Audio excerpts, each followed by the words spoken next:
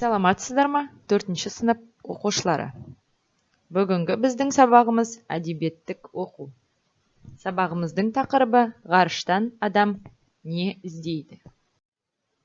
Мақсаты: таныс мәтінге жаңа кейіпкерлер қосу, жаңа сюжеттер енгізу, өлең 4 жолды жазу.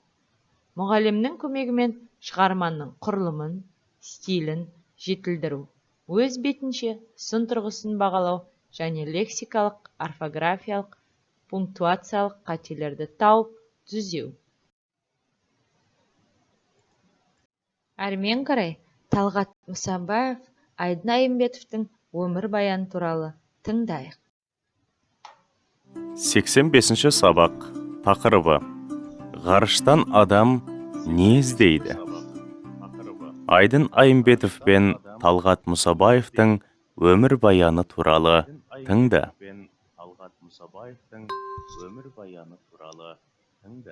Айдын Айымбетов 2012 жылдың 12 қазанында Қазақстан Республикасы үкіметінің қаулысы негізінде Қазақстан Республикасының ғарышкері дәрежесі берілді.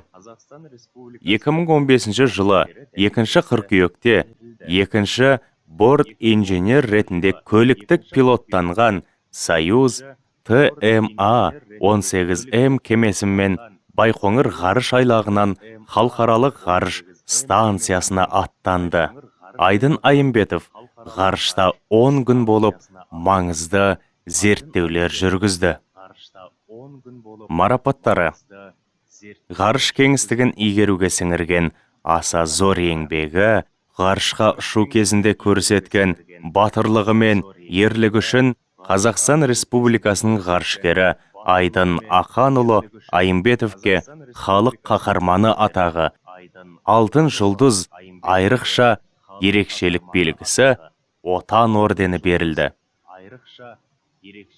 Талғат Амангелдіұлы Мұсабаев Рига азаматтық авиация инженерлері институтын және Ақтөбе жоғары ұшқыштар училищесін бітірген.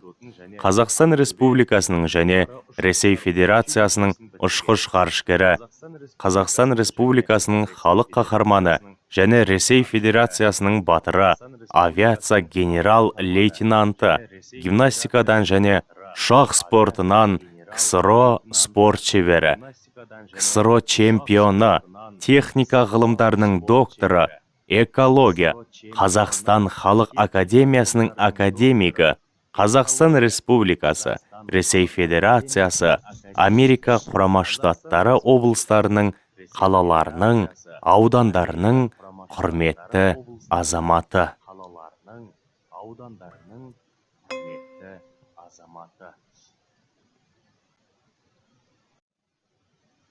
Түсініп оқы. Жарайсың Айдын аға өлеңін оқып, жаттап аламыз. Байбота Қошым Ноғай, жазушы, ақын, балаларға арнап өлең, жаңылтпаш жұмбақтар жазған. 1954 жылы дүниеге келген.